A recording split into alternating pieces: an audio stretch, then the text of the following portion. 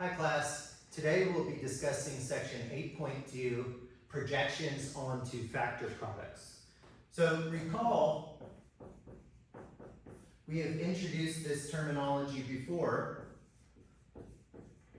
We say a topology tau 1 is finer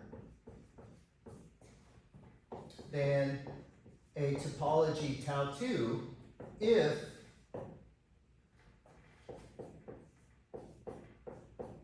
tau 2 is a subset of tau 1. And we say an alternate way to say this is that tau 2 is coarser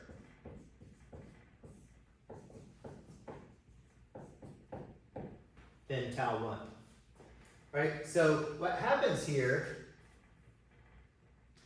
from this, we see that tau 1 has more open sets. Okay, and a good way to think of this is that if we took the collection of tau 2 and we thought of them as rocks, and then we smashed those rocks up, well, tau 1 came from tau 2, but now there's more tiny rocks, right? So it's finer than the topology tau 2. Okay, a definition here. Let F be a map from the topological space x tau to the topological space y tau 1. We call F an open mapping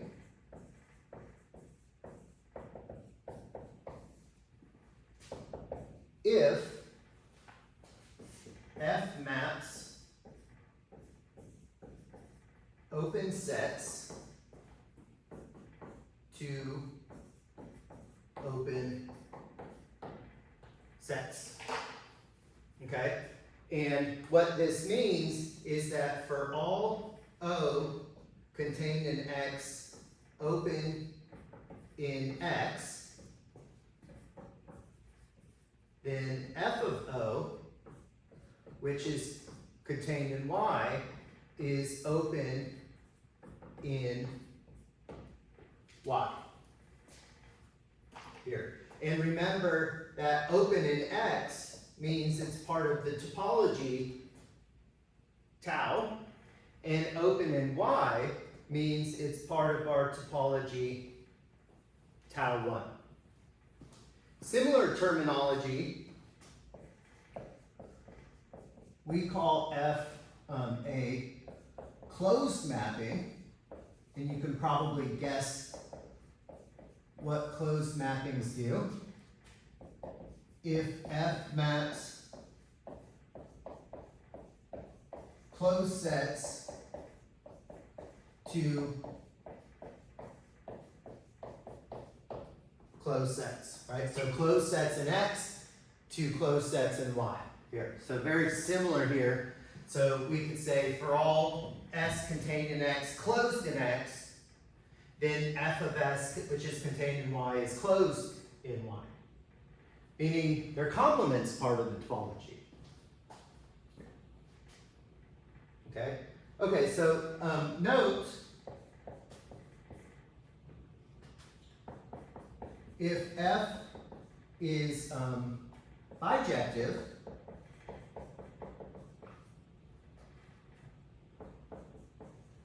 then F is an open map if and only if F is a closed map.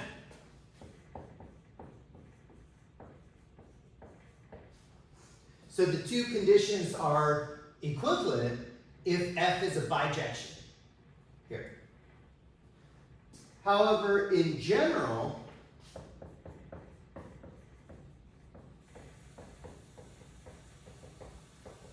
this is not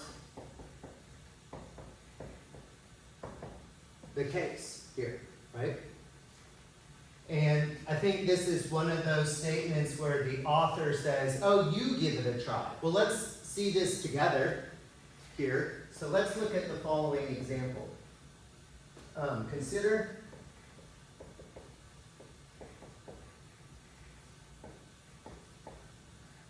the map, I'll call it P1, from the product space R cross R to R,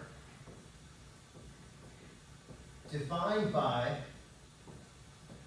P1 of xy equals x. And this will lead us into the next idea here, but let's just accept what this does is we're going from the plane, R2, to the real number line, and this is going to be what we call a projection mapping, and we're going to map the coordinate point just onto its x value, right? So we're going to drop, so for example, if I took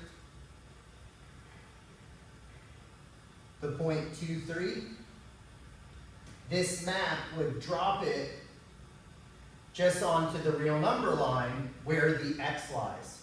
So it would take 2, 3 to the point 2.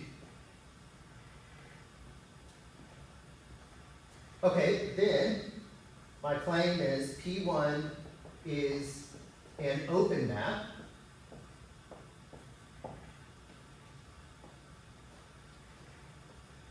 Okay, so this is my claim.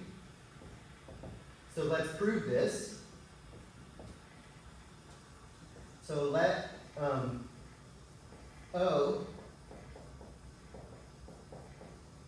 be a subset of, remember, to be an open map, I need an open set here, and I need to argue that it's open here.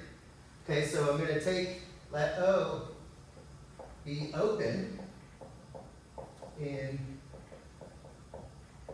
the product space.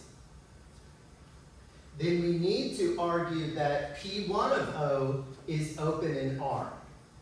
Okay, so to do this, let X be in P1 of O.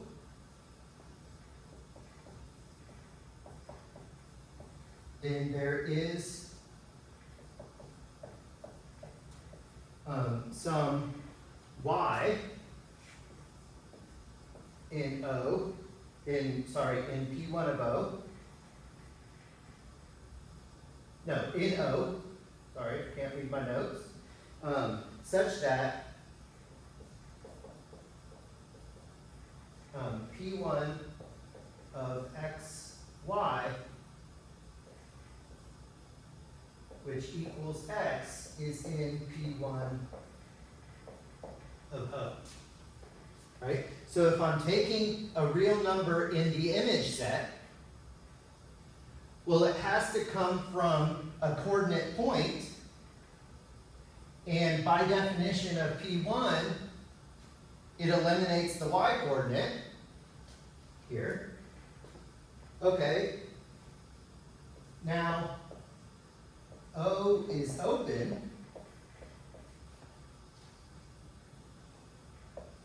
So there is some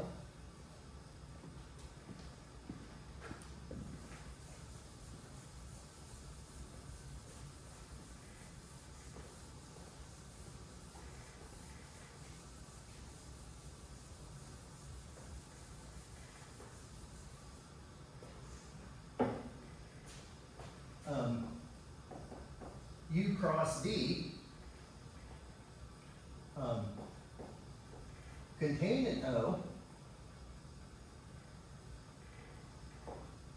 where U and V are open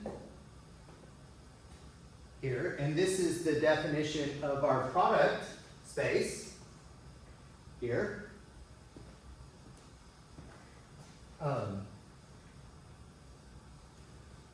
Open and contain the point xy. Notice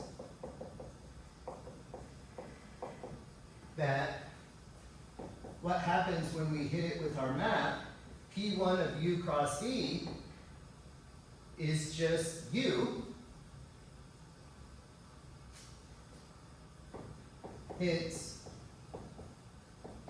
X is in U, which is the subset of P1 of A. Of O.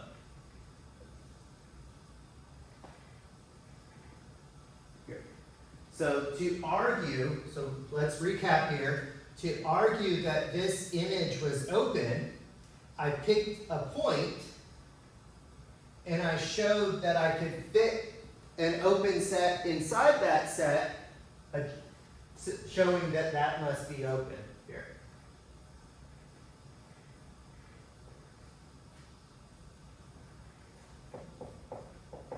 This shows P1 of O is open in R.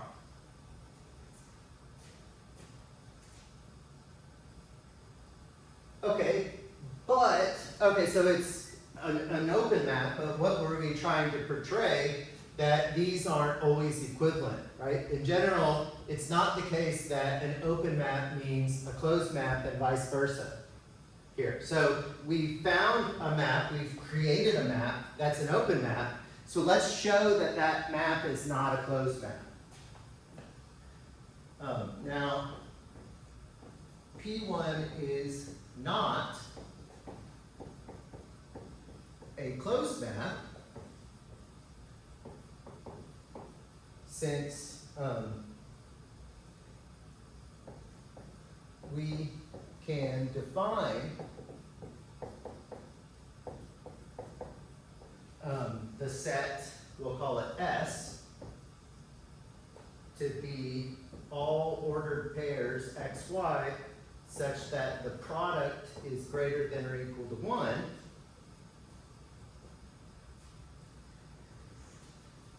Now, what this looks like, if we go to Desmos, or if we just use, a little bit of our brain power, if we kind of set this as equality, this is y equals 1 over x, right? So I have my y equals 1 over x. And if I look at this inequality in R2,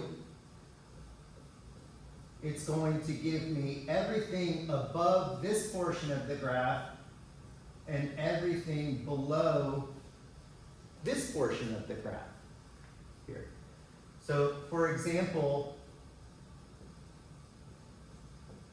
our famous point, 2, 3 is part of this set S because 2 times 3 is 6, which is obviously bigger than or equal to 1 here. But notice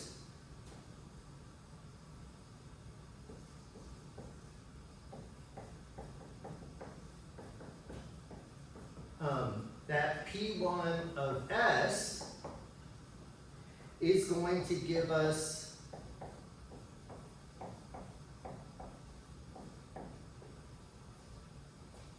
this following set.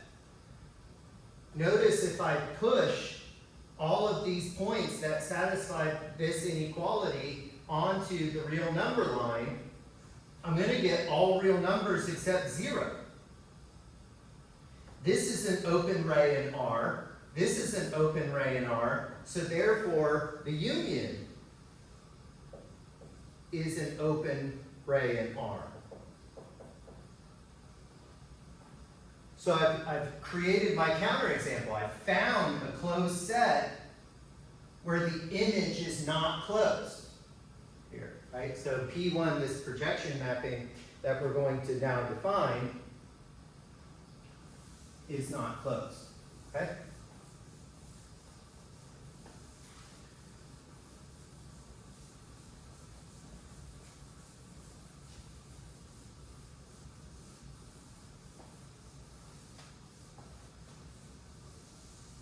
And there's a lot of material in this course. I do try when I'm able to go beyond the text and give you some examples like this and pick problems from the homework. If you're ever going through yourself and you want solutions or you want hints to some of them, just please email me or post on our discussion board. Here.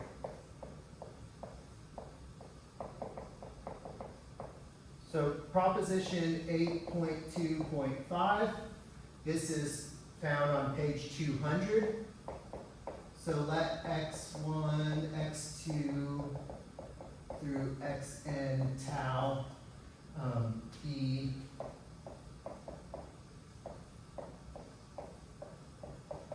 the product space.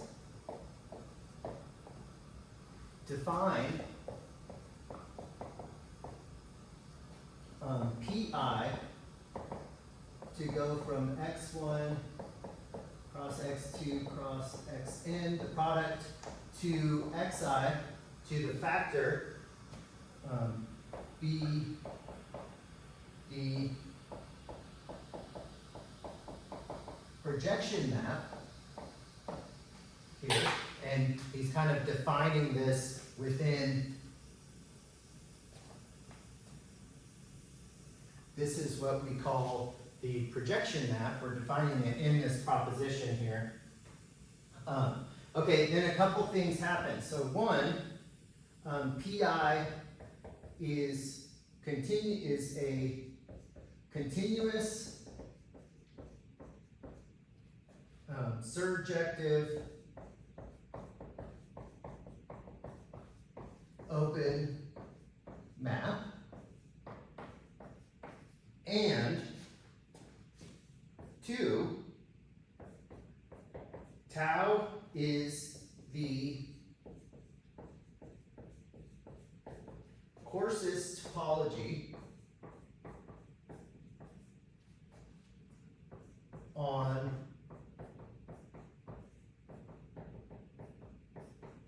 the product where each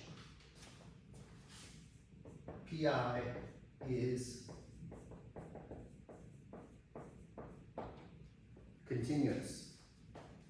Okay, now what does this mean?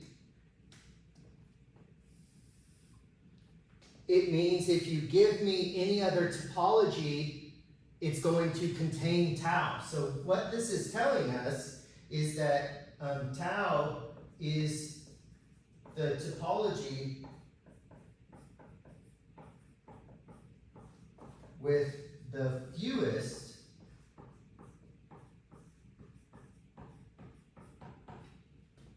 open sets. So this product topology is the topology with the fewest open sets where these projection mappings are continuous. Okay, our proof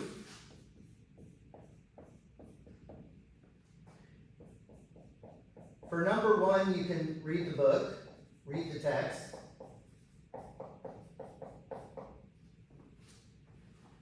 I think this is doable.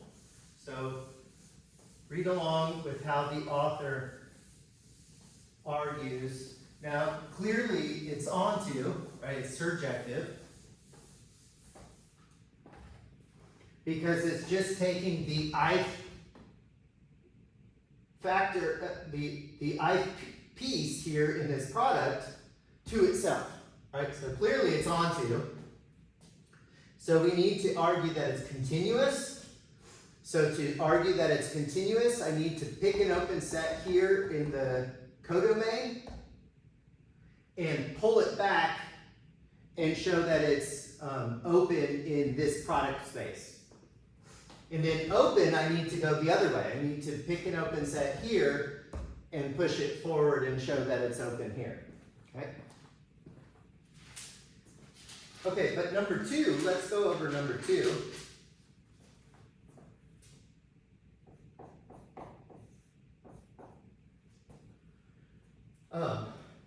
So what we're going to do is we're going to pick any other topology, and we're going to argue that tau is a subset of that topology.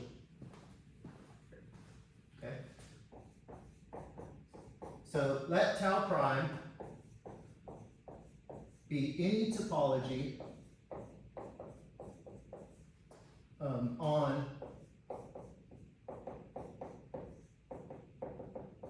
the product with pi continuous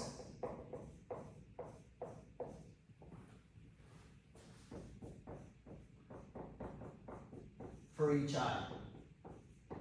Here, right? Because we're given that it's the courses with this being continuous. Okay, so here's our assumption. Now we want to show, right, this is kind of going on, I'm going to try to get better at this. In the back of our heads, we want to go down this path and show that tau, this particular tau, the product topology tau, is a subset of this arbitrary tau prime here. Okay, so let OI be a subset of XI be open in XI. Then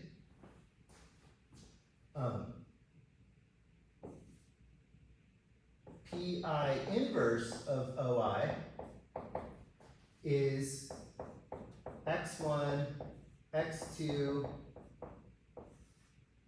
OI, XN,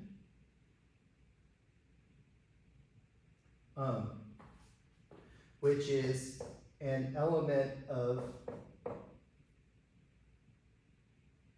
tau prime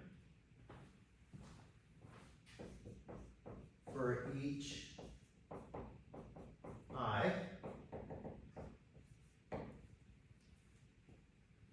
here, right? And that's because we're assuming the continuity of pi. So if I take an open set in my range, right, because it's surjective, then I know its inverse image is open in the domain, but we're saying it's open, so it's part of this topology here, right? Because this topology contains the open sets here. And this is by let's put it by the continuity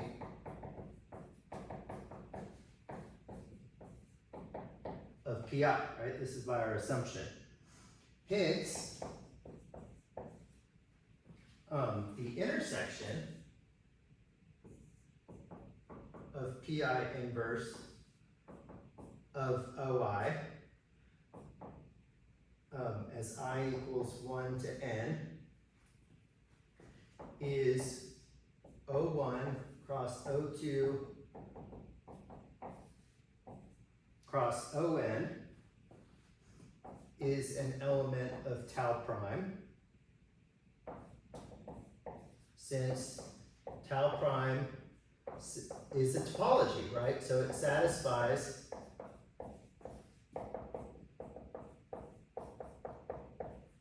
our condition number 3, right? If I have open sets here, I know each of these are open. So if I take the intersection, then it must stay open because it's closed under finite intersections. This is a finite intersection here. Okay, so notice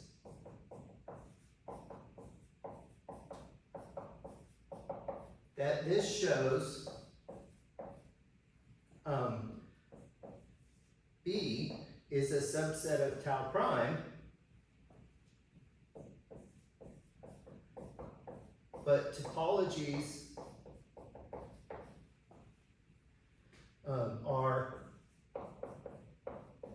closed under arbitrary unions.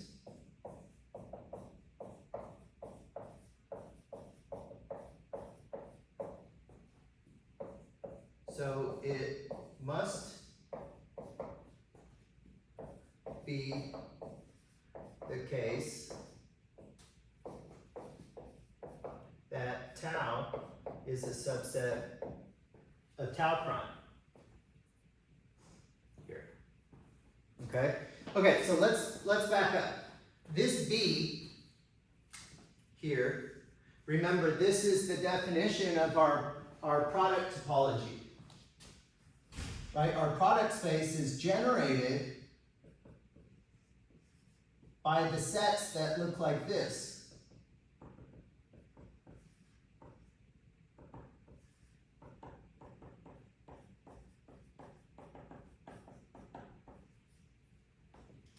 Right? The product space, product topology is generated by these, any open set in Xi. If I take the product of those open sets, it's open in our product topology. So what I've done is I've taken an open set in Xi, and now I've looked at the product of those generic open sets. And so this shows that tau prime contains the whole collection of B, and it's closed under union. So if I union all of those elements, they're still part of tau prime. So therefore, tau must be a subset of tau prime.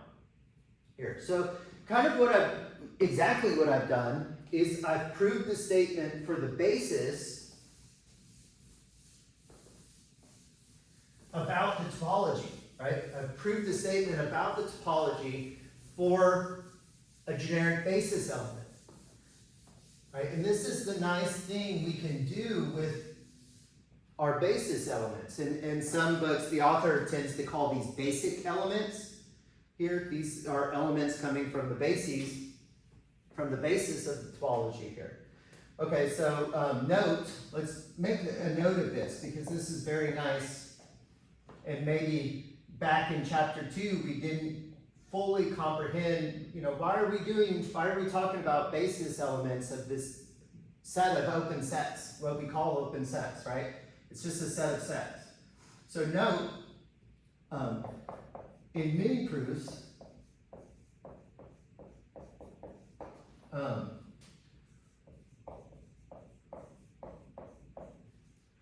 we can prove the statement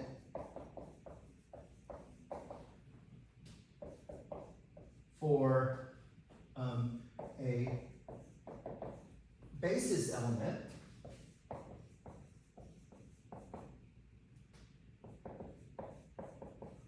instead of all open sets, since it can be extended, we'll say smoothly,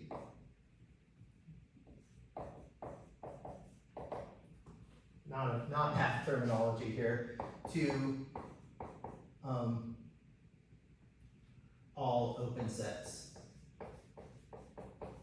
Now, this can't always be done, but there are many times where this works very nicely, and this is one of them, right? And the argument here was, look, all my basis elements are in this topology.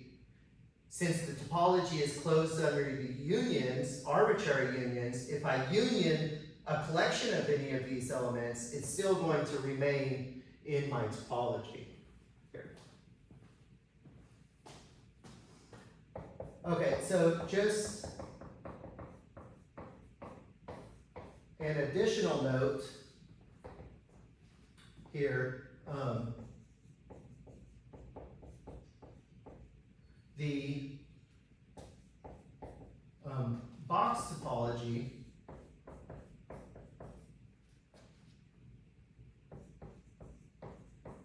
can also be defined on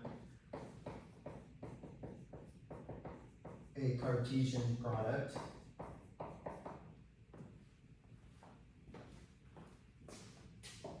And it turns out that our product topology is a subset of our box topology. And of course, we saw that because if we took any other topology, it has to contain the product topology. Okay, looking at corollary 8.2.7, this is found on page 201. So the projection maps PI from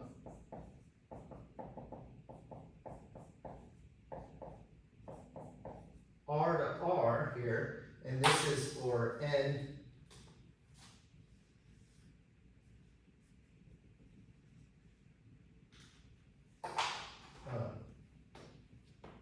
here, and really this is going to be, you know, Ri.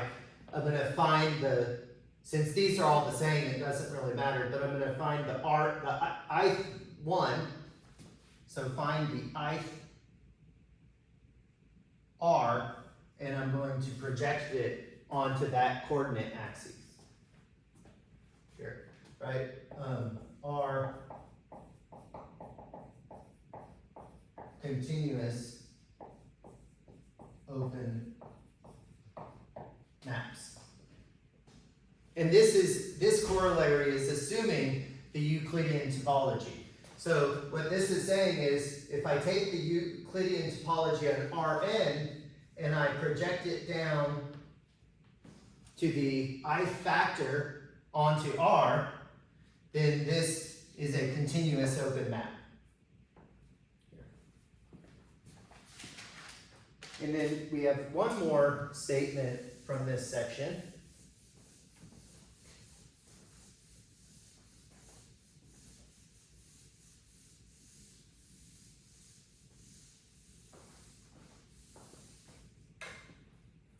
Here, proposition 8.2.8. This is found on page 202. So let xi tau I be topological spaces for I equals 1 through n, and let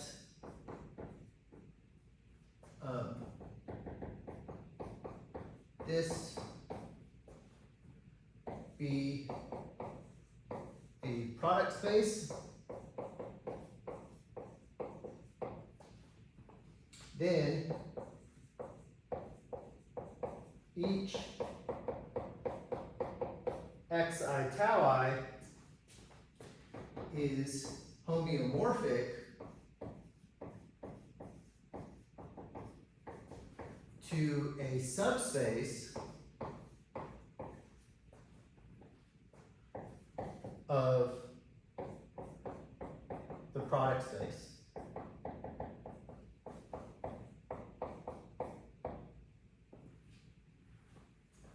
Right, so the idea here is that what we call embed the factor space xi tau I by what we're going to think of as fixing a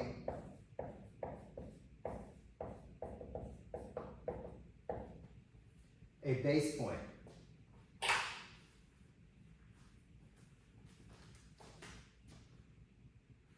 Right, and we can think of this, this is a slicing subspace.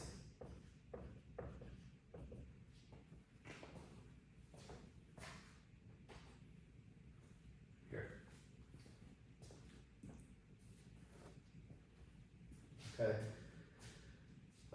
If you want, I can post in our discussion and try to create maybe 1 or 2 visualizations with this idea in it. Just message me if you would like that.